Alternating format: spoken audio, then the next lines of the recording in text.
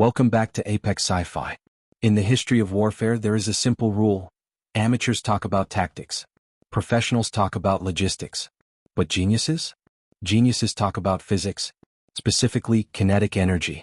We often imagine space battles as light shows, lasers, plasma beams, pretty colors flashing in the dark. But light has no mass. Light can be reflected. Light can be absorbed.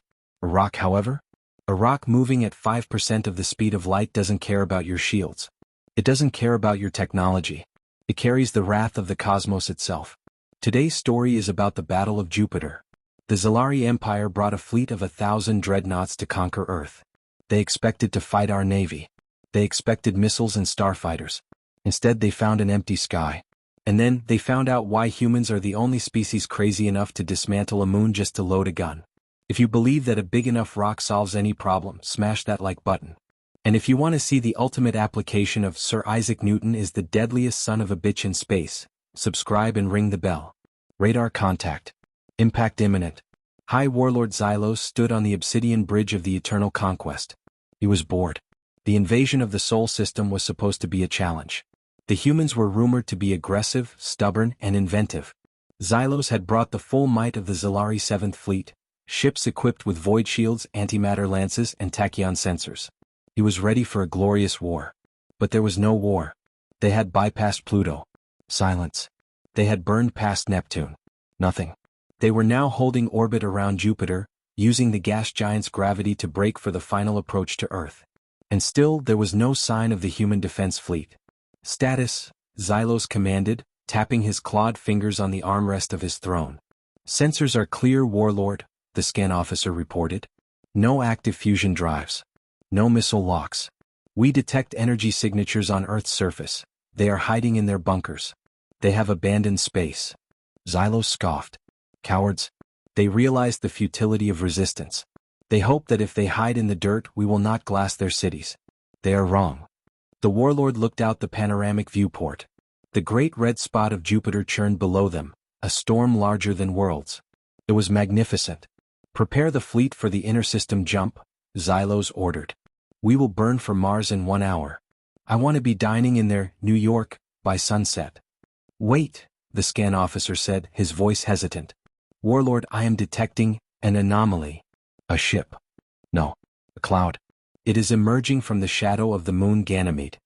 Xylos magnified the view. On the screen, a sprawling cloud of debris appeared. It was massive, thousands of kilometers wide. It looked like a dust storm in space. Meteoroids? Xylos asked. The composition is dense, the officer analyzed. Heavy metals. Tungsten. Iron. Titanium. But the trajectory is unnatural. It is not orbiting. It is accelerating. Accelerating? Xylos frowned. Debris does not accelerate.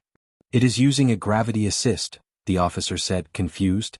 It swung around the far side of Jupiter. It picked up tremendous velocity from the planet's gravity well. And now, it is heading towards us. Is it a weapon? It emits no energy signals, Warlord. No guidance chips. No warheads. It is just gravel.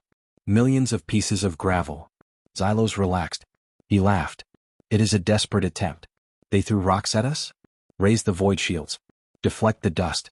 Maintain course. The Zylari fleet was invincible against energy weapons. Their shields could disperse the heat of a supernova. But Xylos had forgotten his physics lessons. Or perhaps, the Zylari simply never had to fight a species that weaponized mining equipment. The gravel was not gravel. 3 months ago, human engineers had landed on a small, metal-rich moonlet orbiting Jupiter. They didn't build a base. They built a bomb. They drilled shafts deep into the core. They planted gigatons of nuclear charges. And then they detonated it. They shattered the moonlet into billions of fragments. But they didn't just let it float. They attached simple, mass-produced magnetic thrusters to the larger chunks. They programmed the debris field to fly into Jupiter's gravity well, slingshotting around the massive planet to build up speed. And then they waited. They timed it perfectly. The Zylari fleet arrived exactly where the math said they would. And now the tungsten rain was coming. Time to impact. 2 minutes, the officer said. Warlord, the density of the cloud is increasing. The individual fragments are larger than anticipated. Some are the size of houses.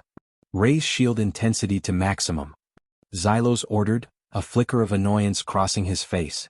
These apes are wasting my time. The cloud hit the fleet. It didn't look like laser fire. It didn't look like an explosion. It looked like the universe had turned into a sandblaster. The first wave was small rocks, pebbles really, moving at 30,000 kilometers per second. They struck the void shields. Flash, flash, flash. The shields flared white. They atomized the rocks instantly.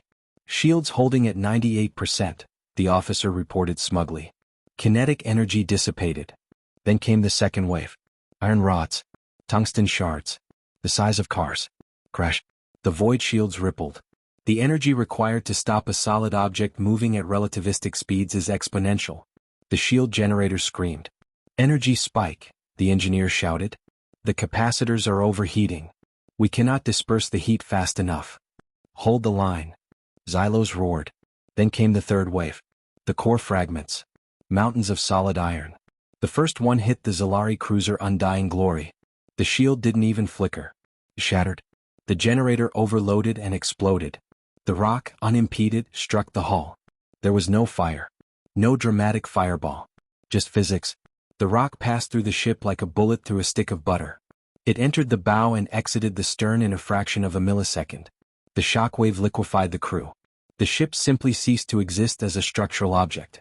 It turned into a cloud of expanding metal vapor.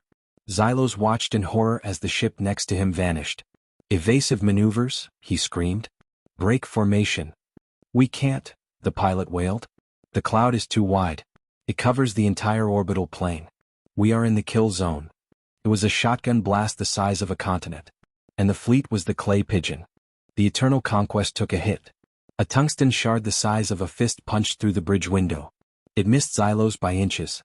It hit the tactical console, obliterated it, punched through the floor, through 10 decks of armor, and out the bottom of the ship. The air screamed as it vented into space. Shields down. Engines offline. Hull breach on all decks. It wasn't a battle. It was an execution. The Zylari ships, designed to deflect lasers and plasma, crumbled under the raw weight of the Earth's oldest weapon, the rock. In 10 minutes, the 7th Fleet was gone.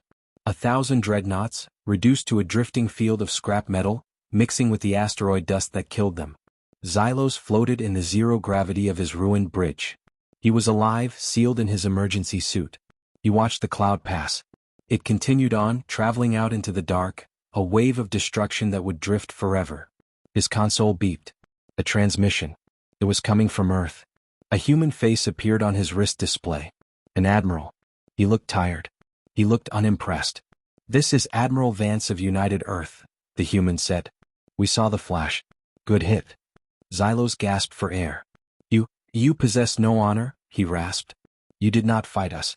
You threw garbage at us. We threw math at you, Vance corrected. We calculated your arrival vector 6 months ago. We sacrificed a moon to do it. It was expensive but cheaper than building a fleet. You are cowards, Xylos spat. We are alive, Vance said. And you are drifting in a tin can. I'm sending a salvage tug to pick you up. You're going to tell your emperor to stay out of our neighborhood. And if he returns? Xylos threatened. He will bring a bigger fleet. He will bring the Sun Killers. Vance smiled. It was a cold, predatory smile. Let him come. We have 60 more moons in this system, Warlord. Jupiter has plenty of ammo left. Saturn has rings full of bullets. We can keep this up all century. Do you really want to play catch with humanity? The transmission cut. Xylos looked out at the ruin of his armada. He realized then that the humans were not warriors. Warriors fight with codes. Warriors fight with weapons. Humans fought with the environment. They turned the solar system itself into a fortress. He looked at Jupiter. The giant planet loomed over him, silent and terrible. To Xylos, it no longer looked like a planet. It looked like a pile of ammunition. The tungsten rain incident became a mandatory case study in the Galactic War College. The lesson was simple. High technology is powerful. But kinetic energy is absolute. You can hack a computer. You can jam a radar. You can deflect a laser. But you cannot argue with a rock. This has been apex sci-fi. We often dream of lightsabers and ray guns. But in the end, humanity's greatest superpower might just be our ability to throw things really, really hard. If you think this space shotgun is the best home defense system, smash that like button. Comment below, which planet/moon would you turn into ammo first? subscribe, and watch your head. Physics is in session.